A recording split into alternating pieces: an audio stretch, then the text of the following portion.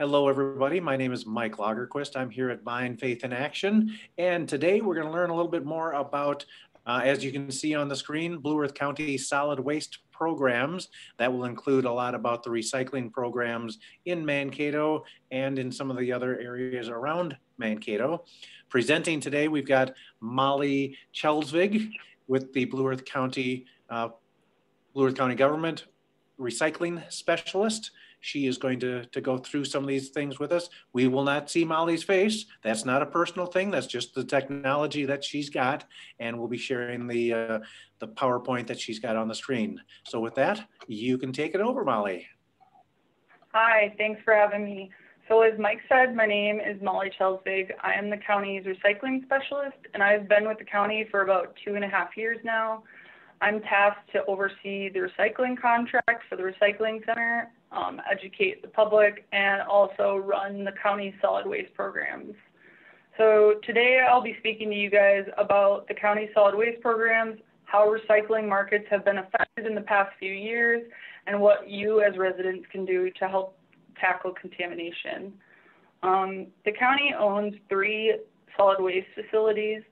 One is the Ponderosa Landfill, and then we have the recycling center and the household hazardous waste facility. Currently, the hazardous waste facility is the only one that we both own and operate. Bear with me here. Here's a video. So this is actually a flyover of the Ponderosa Landfill. This is in 2017, so a couple things have changed out at the landfill since then. So right away here, we have the Customer Convenience Center. This is again in 2017. Since then, we've installed a solar array on the top of the building to help reduce energy costs. And we've also added a big garbage option. So let's say you're a resident and you come and it's super busy and the line for the scale is massively long and you don't want to sit there and wait for that. You can go up to the front window instead and pay a minimum charge. I think it's $5 a bag for bagged garbage. So that keeps you in and out and not have to wait for the scale, which takes sometimes up to an hour or so if you're there on the weekends or a Monday. So this is where all of the residents typically come to drop off their waste.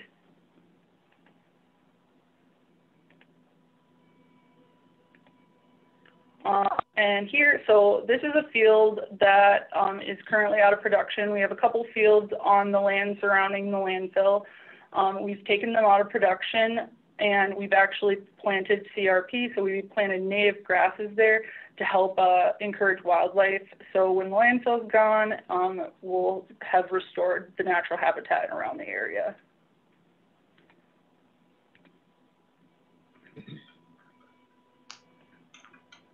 And fly over here. Oh, sorry guys, I can get that back up.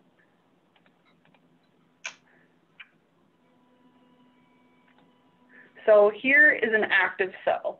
So typically the lifespan of a cell is anywhere from 1 to 3 years, depending on the rate at which we get solid waste into the facility. This cell here, this was brand new in 2017. We actually closed that in the end of 2018 and built a new cell going into the fall of 2019, I believe. So this is where all the commercial haulers come to drop off their solid waste.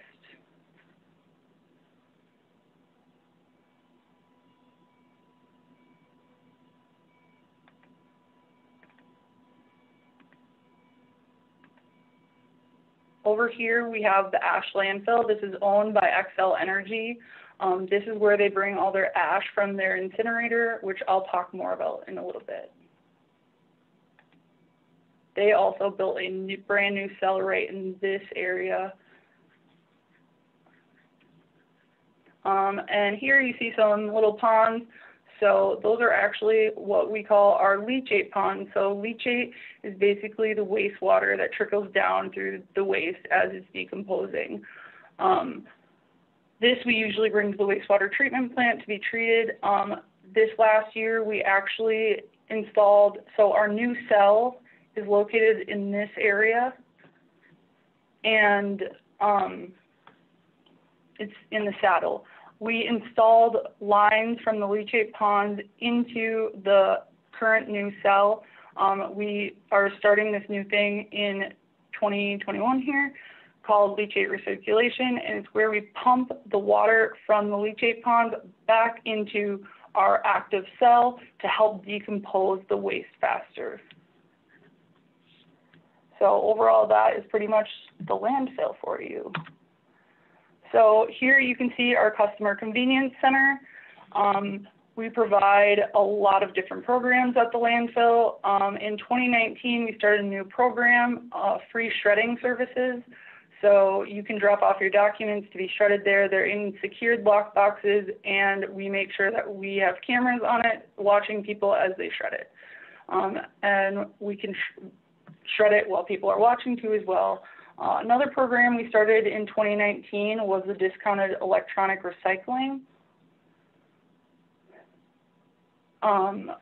So Mankato residents can actually bring their electronics over to Green Tech in Mankato here for free. They can do that up to 250 pounds of electronics, I believe.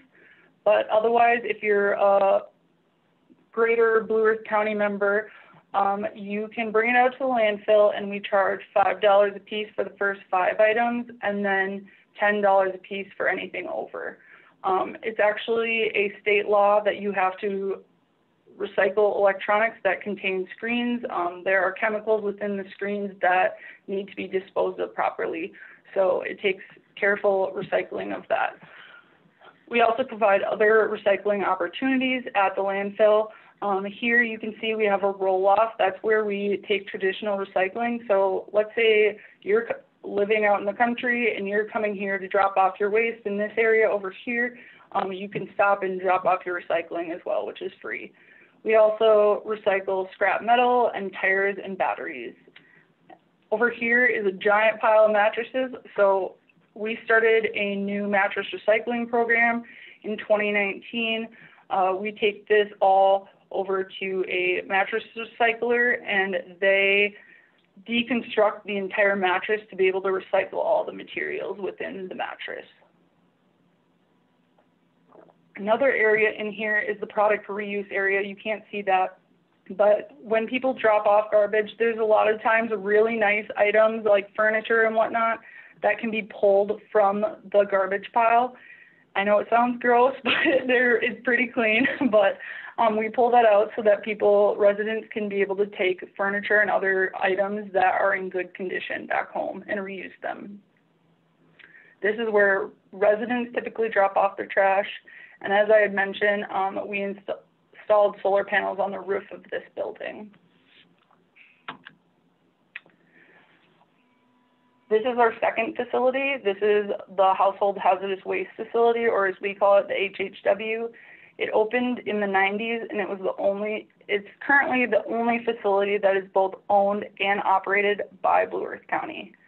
It is a regional facility, so we accept hazardous waste from Nicollet and LeSueur County as well, all for free. So at the hazardous waste facility, the season runs from April to October. In 2019, we started a new program to allow for winter appointments. A lot of hazardous waste, it actually is not good to be recycled or reused if it freezes. So we opened up by appointment only hours during the winter so that people could drop off their hazardous waste. Items that we take at the hazardous waste facility can range from aerosols to paint and automotive products. We take a various amount of hazardous waste products there. Mercury thermometers, you name it, we pretty much take it. There are 2 different sides to the hazardous waste facility. The first part is the residential, so that's where we accept the waste from Blue Earth, Nicollet, and LeSueur County members, so that's free to drop off. But we also have a product reuse located within the facility. That is where, as we're sorting through the items that are dropped off, we decide what products are still reusable and in good quality, and we put those in the product reuse so that people can take that stuff as well. So if you ever need paint, please come to the hazardous waste facility because we have tons of it for people to use. Another program that we also participate in at the hazardous waste facility is called paint care. And so a lot of the latex paints are actually brought to the paint care system, and they are able to recycle those paints. The other side of the hazardous waste facility is for businesses. We have a program called the VSQG program, which stands for Very Small Quantity Generators. In 2019, the county board approved for businesses to receive a $200 credit towards bringing in their hazardous waste to give incentive to businesses to properly dispose of their waste. For most businesses, that $200 credit actually covers all the hazardous waste that they bring into the facility in the year. And lastly, we also hold a special collection for businesses once a year, typically in July, for them to bring their light bulbs. That's in partnership with Xcel Energy as well. And the last county-owned facility is our recycling center that's located in LaHillier. This is actually operated under a contract with Waste Management, so we only oversee the contract.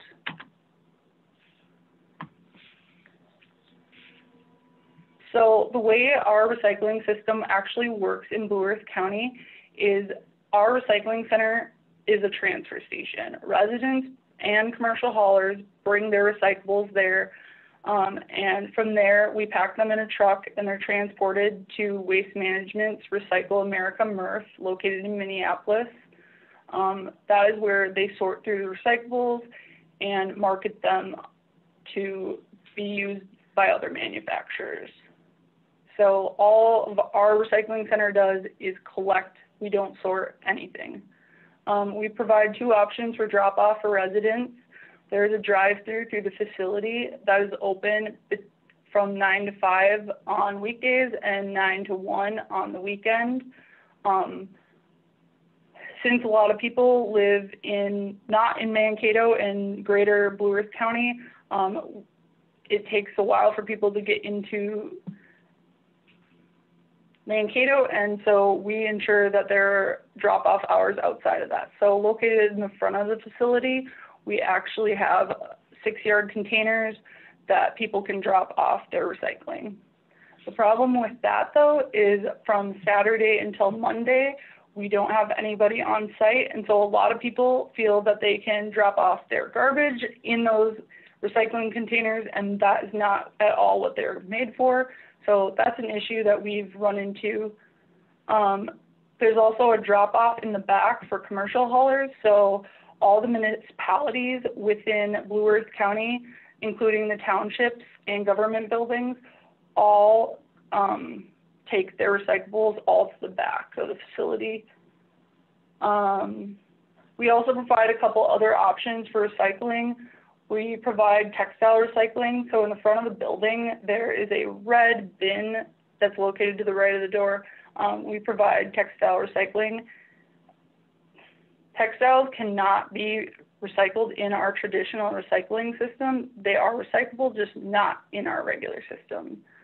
Waste Management also provides appliance and electronic recycling, but their costs are usually a lot more than what the county or Green Tech offers. So we try to push people actually towards using the Ponderosa or Green Tech. Hey, Molly. Yep. Is that located right at the Waste Management facility out there in South Bend? In LaHillier, yep. In LaHillier, yeah. So right on 33 then, heading south to. Mm-hmm. Okay, wonderful. It's right on the way out to the landfill, yep. So another huge part of our overall integrated waste system is the partnership between the Minnesota Waste Processing Company and Xcel Energy.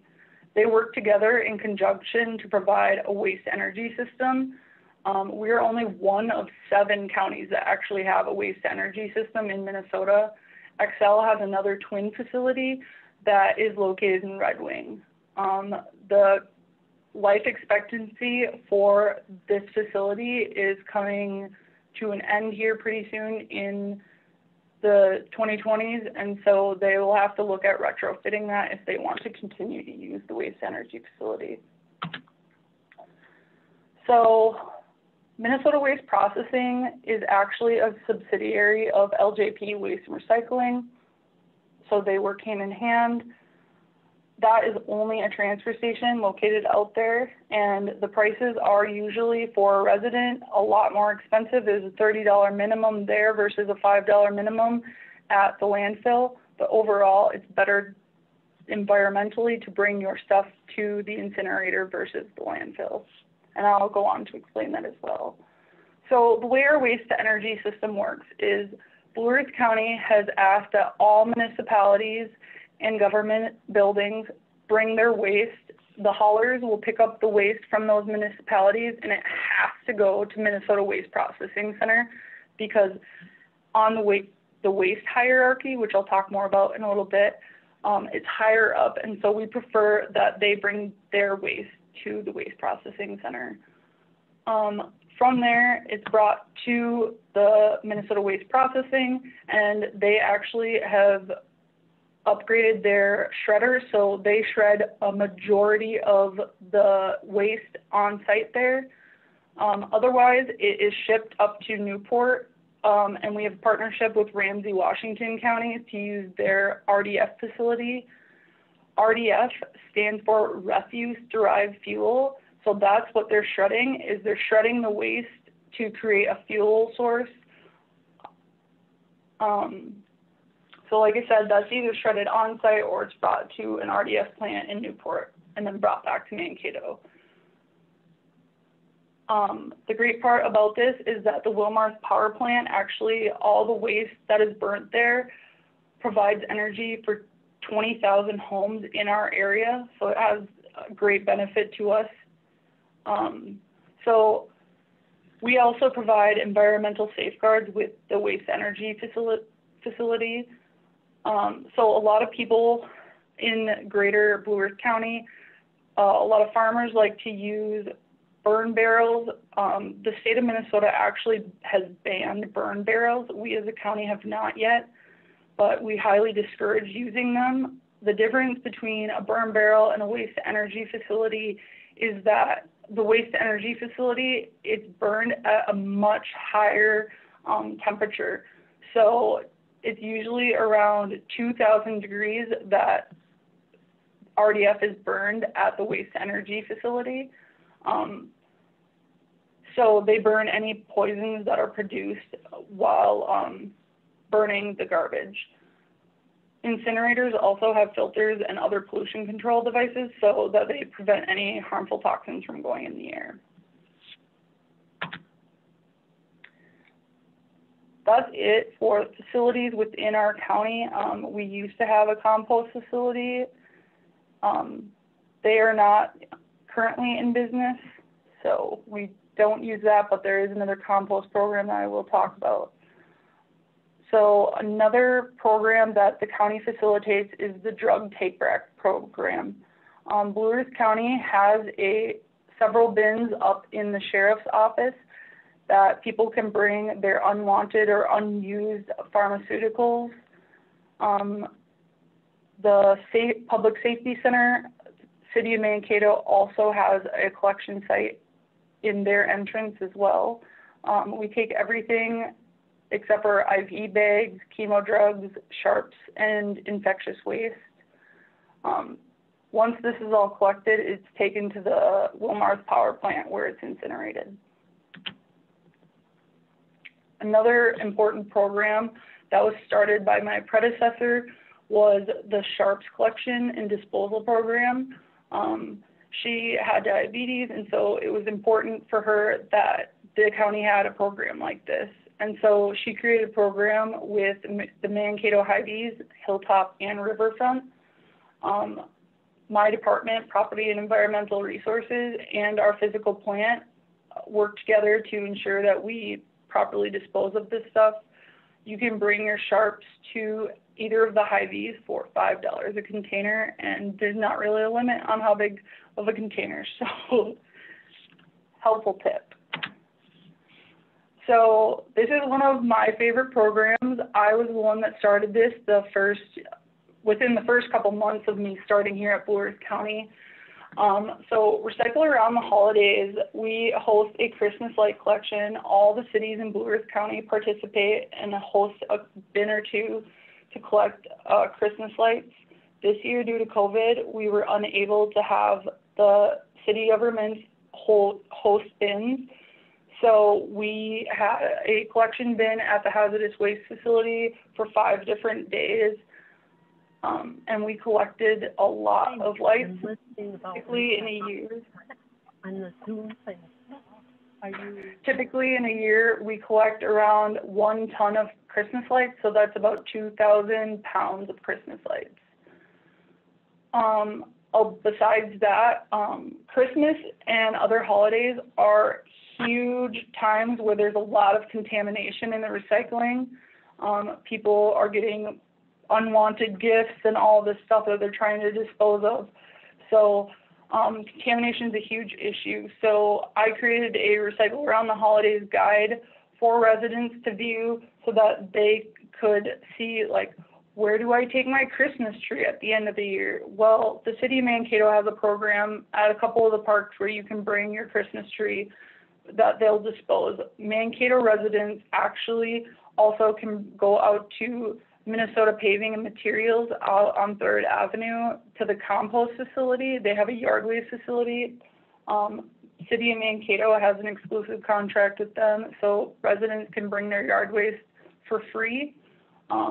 Greater Blue Earth County members do have to pay a fee. We also have, the Blue Earth County has the Recycling Education Committee. I'm the head of this committee. It's a citizen committee that usually has around 9 members at a time. We're currently looking for some committee members right now. They go to events throughout the county to promote recycling and educate people on how to properly recycle. We go to events. This picture here is at Earth Day at the library. Every year at the Blue Earth County Library, Property Environmental Resources, Public Health, and the library team up together to create a Earth Day for kids to learn more about how to be environmental stewards and how to recycle right. Although this isn't a Blue Earth County program, it's still an important program.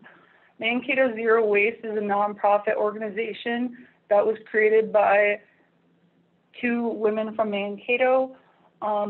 It's a free residential composting program, and no, you do not have to be just in Mankato to use this program. Anybody in Blue Earth County can use this program for free if they would like. They just have to contact one of their local cities to be able to sign up for the program, either Lake Crystal or City of Mankato. The Mankato Zero Waste ladies also go to lots of the same events that the Recycling Education Committee does so that they can provide composting education. Believe it or not, there's contamination issues even in compost. So a lot of compostable products, they are labeled as being compostable, but in reality, a lot of them are made out of plastics that aren't compostable. So Mankato Zero Waste wants people to only bring stuff, plastic or other compostable materials that are officially certified. They have 4 different certifications, but if it's BPI certified, that's the most notable that they accept. They have locations at the Public Works Center here in Mankato, and at Sibley Park there's a dumpster. The city building in Lake Crystal hosts one, as well as the Riverbend Recycling Center located in North Mankato. So earlier I talked about the waste hierarchy. Our integrated waste system is modeled around this waste hierarchy. We promote reduction and reuse of items first and foremost. We have a throwaway society nowadays, and people buy things and throw them away right away. And so it's important that we continue to educate people that to not buy things that aren't necessary, or to reuse items that are able to be reused, or donate to nonprofits or thrift stores that could use those same materials. Then we encourage residents to recycle both recyclables and organics. And lastly, the waste energy, of course, trumps landfilling because it provides energy to homes in our area. So our integrated system, we try to use this as much as possible. The Waste Wizard tool that I'll be talking about, when I created it, I paid attention to the waste hierarchy and promoted based off of this, as well as cost differences. So China sword and green fence operations were something that really affected the United States recycling markets. The United States relied heavily on bringing their recyclables to China for them to be able to use in their markets. It was mixed with so much food, garbage, and other contaminants that China was like, we are fed up with this. We're not going to continue to do this anymore. So in 2013, they started Operation Green Fence, which they monitored all the imports for contamination and also to prevent illegal waste smuggling. There'd be shipping containers where shipping companies would try to bring in waste that clearly wasn't acceptable in their standards. Then in 2017, the big one was National Sword. They became a lot more stringent on what they were going to be taking from the United States, and they reduced the contamination rate from 5 to 10% to 0.5%.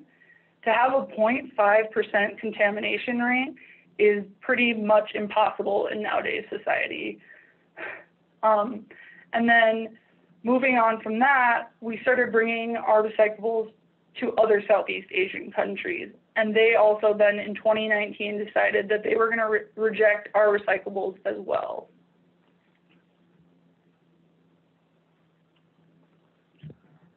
Since we relied on their markets so heavily, it affected us in the United States a lot. China's pushback forced us to recognize the problems that we have within our recycling system as a whole, and it also forced us to develop domestic markets that we didn't have in place before. For a lot of materials, there was a rush to create markets within the United States because we didn't have enough, and to this day, we still don't have enough domestic markets.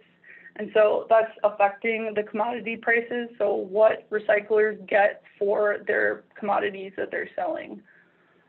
Prices plummeted since there was an overload of recyclables without anywhere to take them within the United States. It's really costly to remove contamination. At the Waste Management MRF in Minneapolis, they charge about $150 a ton for contamination. And in reference to that, in comparison, at the MRF, there's a tipping fee, so that's dropping off your recyclables. That's around $55. So for contamination, they're charging almost 3 times that price. And that is then trickling down to local governments, and eventually it has trickled down to some citizens depending on what county you live in. Blue Earth County is a very unusual county when it comes to recycling. We offer free recycling at our recycling center and don't charge residents anything. Most counties do not provide that. A lot of counties have started to implement contamination rejection. So sometimes they'll tag your cart letting you know, hey, you have too many contaminants in your recycling bin. We're just letting you know we're not going to take this next time if you continue to have lots of contaminants. And then after that, they start either rejecting the loads or start charging citizens for that. In Blue Earth County, we do not do that. So as I said, China, it definitely affected a lot of things for our domestic market and increased contamination costs in the United States. But unfortunately, it also lowered the commodity pricing due to the overload of recyclables in our country, and we didn't have enough places to process all of it.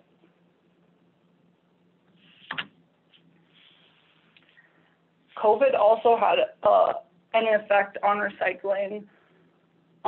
There was overall waste volumes were increased with so many more people staying at home. And with that, that means that the contamination also increased by a lot. Our MRF in Minneapolis had to be shut down a couple times, once or a couple of days or weeks maybe, for the riots in Minneapolis. And then when COVID hit, they also had to prepare, since a lot of workers work on a line very close to each other. They had to set up some type of system to be able to prevent their workers from getting sick. So really common contaminant that we are seeing now due to COVID is takeout containers. There's an unusual amount of people ordering food out versus cooking at home. And so like Styrofoam food containers or other food containers that are usually lined with wax keep making their way into our recycling. And those are not recyclable in our recycling stream. Also, another thing is PPE. So with everyone having to wear masks and gloves, gloves are made out of plastic. So people just assume, well, I can throw it in my recycling because it's plastic and it's recyclable. Well, no, it's not.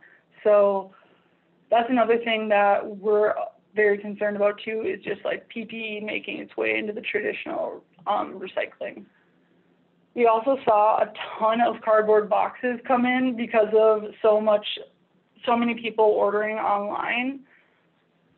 But that was also a very good thing because the markets in the United States were super desperate for cardboard and fiber because toilet paper flew off the shelf. And so there was not enough fiber to keep creating. So that's why there's such a lag in the time that toilet paper was restocked, was because manufacturers didn't have the materials to create it, and also because the trucking, transporting, they were going and going and going, and so they couldn't keep up with refilling the shelves either. So in some places, there's still toilet paper shortages. But with that, it helped improve commodity prices within the United States. So OCC, which is cardboard, that and fibers like paper, that rose significantly. Since China, the pricing for commodities is horrible. Some recyclers have to pay manufacturers to take their material. That's how bad it is. When normally they could make $170 a ton or more depending on what the commodity is.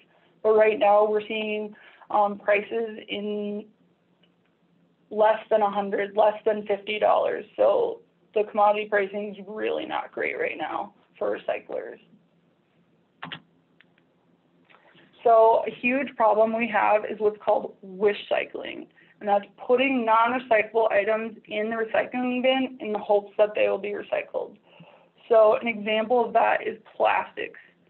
People, again, always see plastic and assume that it is recyclable when not all plastics are recyclable. So here's a good example.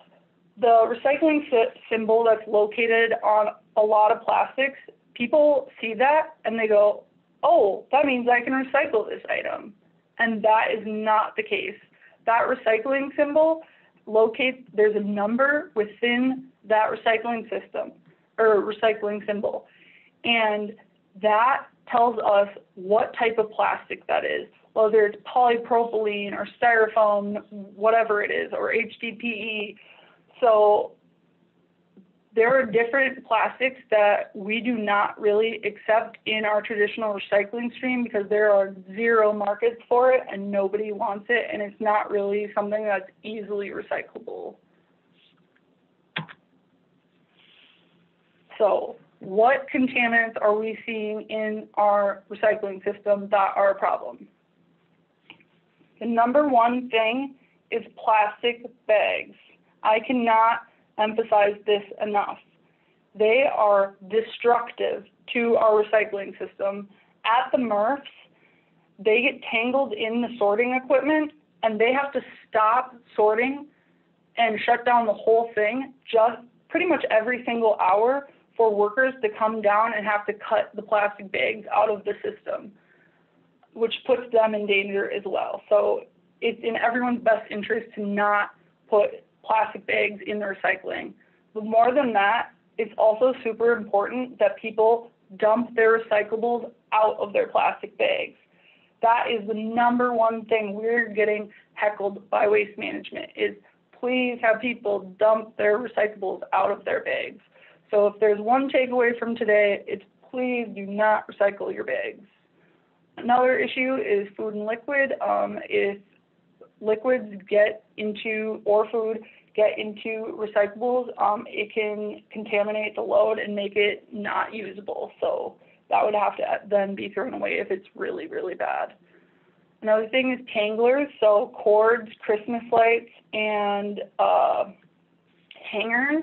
So hangers can be recycled, but that needs to be through scrap metal. At the recycling center, we do have a scrap metal bin for people so that they specifically don't put it in our traditional recycling system. And Christmas lights can be recycled, as well can cords because of the metals within them, but it's important that they go to the right recycler. Also, textiles are another thing that get caught up in the recycling system a lot. As I said, styrofoam and takeout containers, they're not recyclable, and non-recyclable plastics. So the plastics that we like to see, the state of Minnesota has really tried to push all recycling centers to accept numbers 1, 2, and 5. Those are the best and most recyclable items. Another thing is yard waste and wood. That is not recyclable, so we don't want to see it in our system. It can be brought to the yard waste facility and can be composted down for mulch. Another thing is scrap metal. So pans, any type of metal that's not in a can of some sort should basically be put in the scrap metal container.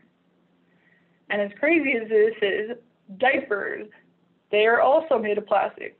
And I don't know why, but people love to throw diapers in the recycling. Definitely not recyclable. Another thing is paper towel and tissues. So even though it's paper, it is not recyclable. The fibers within paper towels and tissues are so short that they can't be created into something again. So that's like how paper gets recycled, is dependent on the fibers. So if the fibers are longer, they can have a couple uses throughout the recycling system being created into new products before their life expectancy is over. But also the rolls within toilet paper and paper towels is not recyclable. That's crazy to me. When I first started, I could not believe that because it's cardboard. So I was like, oh, it's recyclable. It has too much glue and adhesives in it, so it's actually not really recyclable. One of the biggest contaminants that are an issue is also batteries. Batteries are recyclable, but they need to go through the hazardous waste program. We do not want to see them. That is like the number one thing. Even in your garbage, don't throw them. Lithium-ion batteries and other rechargeable batteries, those do contain mercury, and those do need to go to the hazardous waste facility. If they're corroded or leaking, if one drop, and I'm not being exaggerative, one drop of water gets on those types of batteries, the battery basically explodes and it creates a fire. And so a lot of recycling centers throughout the country get burned down due to batteries going through their recycling system. And lastly, shredded paper. Shredded paper is recyclable, but not through your traditional recycling stream. Again, we take that out at the Ponderosa Landfill. Besides the document destruction, we'll also accept shredded paper out there as well to be recycled. So there's a rule called the fist rule, we like to call it. If anything is smaller than your fist, you shouldn't put it in your recycling because it's going to fall through the sorting equipment and it's going to end up going in the trash. So if you have Post-it notes, they're too small, they're not going to really get recycled, throw it away. caps, like metal caps on glass containers, for instance. That happens a lot. Those are two mixed things. You don't want to mix recycling. So don't put your metal cans inside your paper cereal box. Like, it's called nesting. We don't like to see that as well in the recycling system. So what do we take at the recycling center? We will take plastics, and we like to take plastics 1, 2, and 5. Other plastics, like number 7s, are film plastics, which includes plastic bags, boat wraps, things like that. That's not something that can really go through our traditional system. It can be recycled.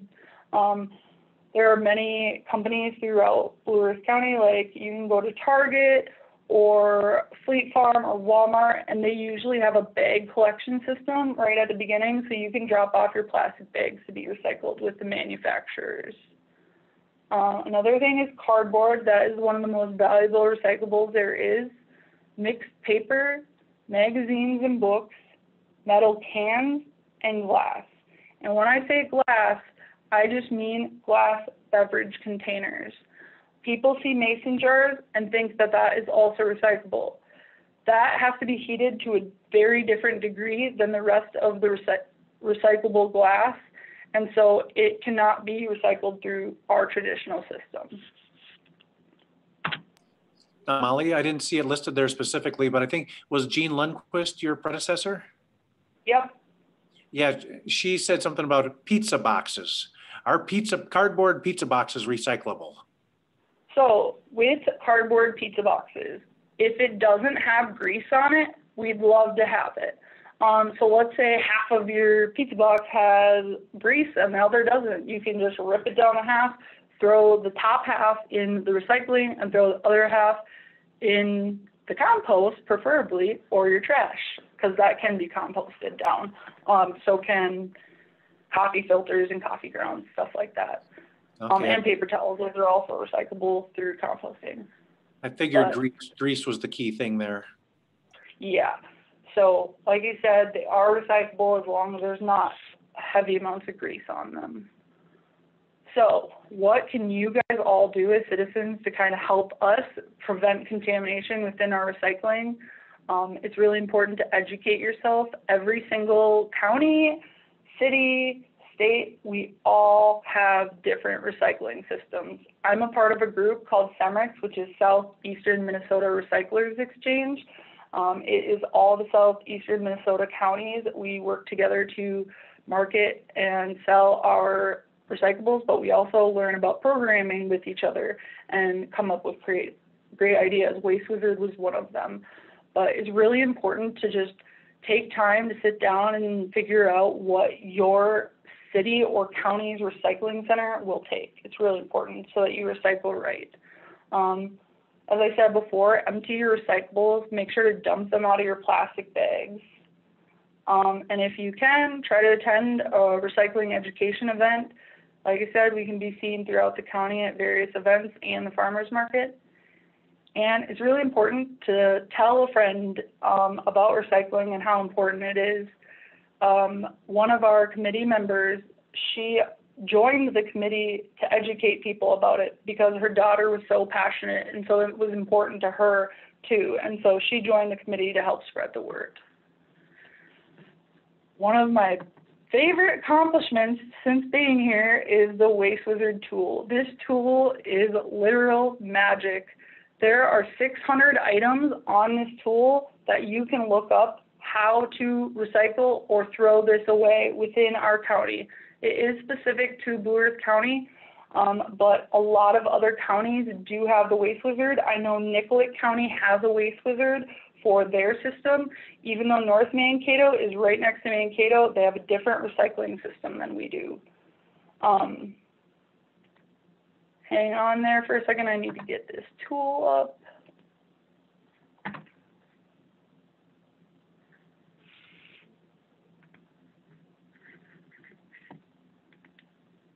There we go. So you can find this tool on the Blue Earth County webpage. It is blueearthcountymn.gov/WW for Waste Wizard. We got this tool, I want to say, at the end of 2019 we created it. It's really cool. So you can click on list of materials, and it literally goes A through Z, all the different products that you can get rid of. But you can also just search for something. So, for example, let's say Styrofoam. What should we do with Styrofoam? Are you looking at that page? Because we're still seeing the PowerPoint. Can you see it now? No. Oh. Thank you. Oh, I thought there was something there for a second. You had it for a second and it disappeared again. Yeah.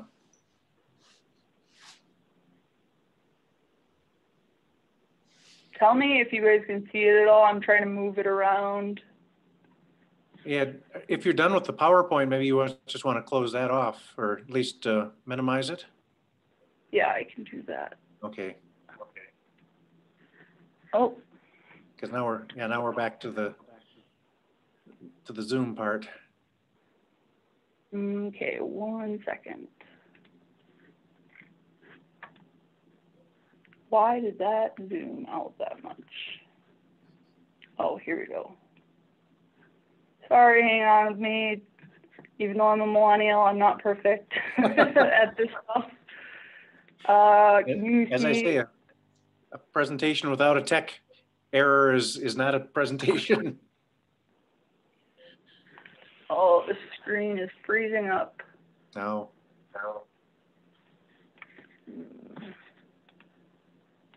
Sorry, it won't let me pull Zoom up right now. There we go. Share screen. This one. Share.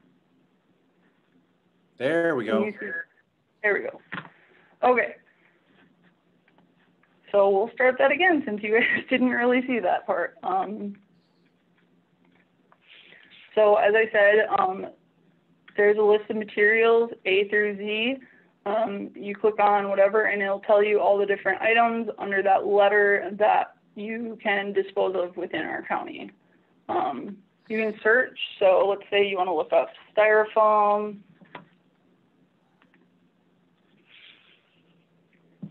So the great thing is, it first off tells you whether there's a curbside option to get rid of it. So Styrofoam has to go in the garbage. So that would go into your curbside cart.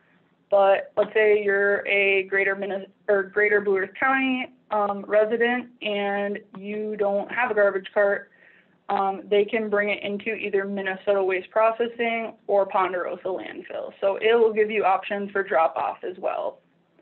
And then lastly, the special instructions. In the special instructions, we usually like to list what the disposal fee is for the facility that you're bringing it to. And then it also gives instructions. So like this, for instance, says Styrofoam is not recyclable, just to inform people and reiterate that it is not recyclable. And the great thing is, so let's say we want to bring it to Minnesota Waste Processing. It provides us with the address and the phone number, but if you click on the actual company, it gives you any information you need to know. So for Minnesota Waste, like it says, all waste that is brought to Minnesota Waste Processing is incinerated, just so that people are aware of that. And at the landfill, it says to drive up onto the scale to speak to the scale house attendant before you proceed into the building. It provides people with a phone number, a website you can visit, hours of operation, and it also provides you with the location of the facility. And you can click on directions and it'll literally give you directions to the facility from your house. So with that, I am all done with my presentation. All right, well, thank you. That Waste Wizard is wonderful. I'm going to share that with all of my friends. Yes, it's a great tool for people to use, and we really encourage people to use it as much as you can. It's pretty simple to use. It's not too difficult. So And I know I have been out, trying to get rid of things, thinking I was going to the right spot. And you get to Ponderosa and they say, oh, no, we can't accept this here. You have to go there with it. And it would be much better to figure that out before you leave the house. Exactly. It takes, and like it will tell you, like the hazardous waste facility, it tells you pretty much everything that we accept there as well. So that's really helpful to residents. I think that's in the information section as well. Yeah. I've got a question for you. I inherited some electronics from my dad. He stayed with me for a while, and when he left, they stayed. They're kind of partially assembled electronic products. So there might be like a plastic case that has some wiring and stuff in it. There had been a company in town that I was able to take that to at one point, but they've since gone out of business. Is that anything that you have a sense for where that could go? Yep, that would go over to Green Tech, would be the best option. That's located off of Spring Street here in Mankato. Okay. And like I said, for Mankato residents, it's free to drop off your electronics there. That must be on the riverside of Riverfront? Yep. Okay, thank you.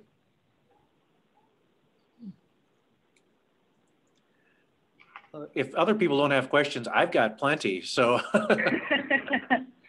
because the big thing for me is, I've got a couple of old computers at home that I no longer use. They're stored in little attic spaces, and I'd really like to get rid of my IBM PC Junior that I bought in 1987 or whatever it was. Is that something that I can take out to Ponderosa to your, is it discontinued electronic recycling?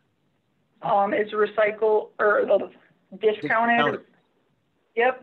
So you can just say, I'm here to drop off electronics, and then tell them you're a Blue Earth County resident so that you can get the discounted rate. So yeah, we take anything. We take brand new TVs. We take old like cathode ray televisions. Like we still accept that type of stuff. That's actually super important that people bring to recycle because that has a lot of contaminants that are hazardous in it. If you can find anybody who can carry one of those cathode ray tube TVs. True. I've got a 27-inch that still works, but I don't have the wired cable at home anymore, and it's just a beast to get around. I got a question. I was told by somebody that AA and AAA batteries no longer had to be recycled. They could go in the garbage. Now, it sounds like with what you're saying is I was given the wrong information. No, not exactly. It depends on the hauler. So every city in Blue Earth County has a different hauler. And so it depends on what your hauler is okay with. A lot of haulers, just to be safe, are choosing not to accept any batteries within the garbage. So things like batteries that can typically go in the garbage are just regular batteries. They could be, it doesn't matter the size as long as they're just a regular alkaline battery. Lithium ion or any sort of cadmium, mercury batteries, the batteries in your vehicle, like bigger batteries, hearing aid button batteries, all that stuff really should come to the hazardous waste facility. But those regular alkaline, we also accept those at the hazardous waste facility so they can be recycled versus being incinerated or put into a landfill. But again, the alkaline batteries do not contain any hazardous material, so they can go in the trash. It depends on your hauler, whether they're accepting of it or not. Thank you. Yep. All right. Any other questions while we've got Molly here? Let's pick her brain a little bit more. Do you guys have Molly, do you have a website where a lot of this information could be printed off so I can give it to friends? Yeah, if you just go to the Blue Earth County webpage, and in the search bar, you can just type in recycling center or hazardous waste facility or the landfill, and it should just tell you whatever information you really need to know. Otherwise, like I said, the Waste Wizard is a great tool also to help you kind of figure out where things should go. Yeah, that Waste Wizard is going to be bookmarked in my house. Yeah. Anybody else have any questions? I love the information you gave about the effects of COVID, because you don't think about those types of things like all of the to-go containers and those things that came about, and cardboard. Mm-hmm. And some insight into the toilet paper shortage. It wasn't always just that everybody, took all the supplies. It was the fact that they couldn't make it fast enough. The manufacturers just couldn't keep up with the demand. It was way too much for them. And whether or not, like the OCC, people really prefer clean cardboard. So a lot of places try to separate out their cardboard from the rest of their recycling. So in Blue Earth County, you don't have to separate any of your recycling. It's called what's called single stream. And so you can combine all of your recyclables together to recycle them as long as they're accepted within that stream. But with changing to single stream in the last 10 years with a lot of counties, we're seeing a lot higher contamination rates because people are spending less time actually sorting their recyclables than they did before.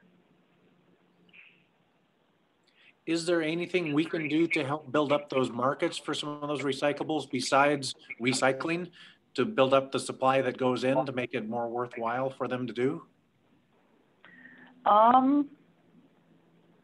So there is a group called the Recycling Education Committee, not mine, but there's one on the state level, which a lot of people that are very high up in the waste industry in Minnesota are a part of this Recycling Education Committee.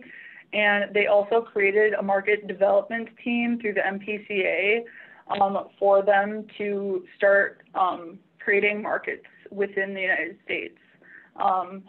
They're, surprisingly enough, even though China doesn't want to take our waste over there, they came over here and bought a bunch of paper mills. And so they're getting those up and running again so that they can start accepting paper. Waseca County, I think they also have some type of paper manufacturer, recycler there as well. As residents, I mean, unless you guys speak to your representatives and senators about how important it is, there's not really much you can do. It's more just on us people in the waste industry to really push for that type of thing.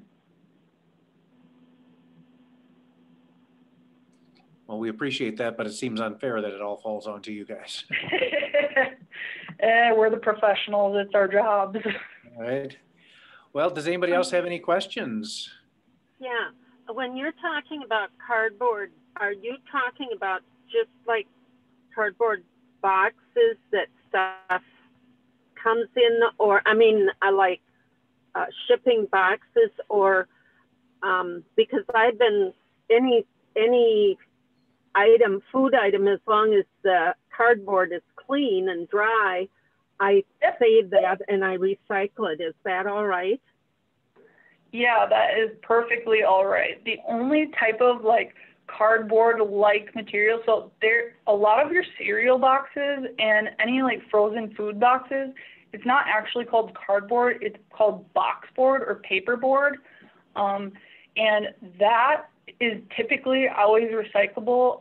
The only thing we kind of discourage is frozen food paperboard boxes, because they typically are lined with a polypropylene plastic lining, or they're just created with different types of fibers that don't really make them a good recyclable material. Okay. And that's one thing I have to say, I understand it's super hard for citizens to understand recycling because there's so many ins and outs and confusing things about it. But we try to keep it as simple as possible when educating and just really cover the important things like emptying out your plastic bags and making sure that you just know what types of materials. It's better to look at what is acceptable than what's not, because that's where people get really confused. So like I said, at our facility, it's plastics 1s, 2s, and 5s, and then cardboard, paper, books, metal cans, and glass beverage containers is what we typically like to see. All right. Well, great. Thank you so much, Molly. I mean, this is one of those things you could attend one of these presentations about once every year, and every year come away with new stuff that you either forgot from before or that something that's slightly changed, and you can make your life and everybody else's life that much easier by following those guidelines. So once again, everybody, thank you for coming. Molly, thank you very much. I'll tell David that you did a great job, because he did. Mr. Kronlachen. And thank you all for coming today. We appreciate it. And don't forget, we've got some upcoming other programs happening, including a Vine author series next Monday with Becky Davis, and all kinds of other fun stuff. So look for us soon for the February newsletter. Thanks, everybody.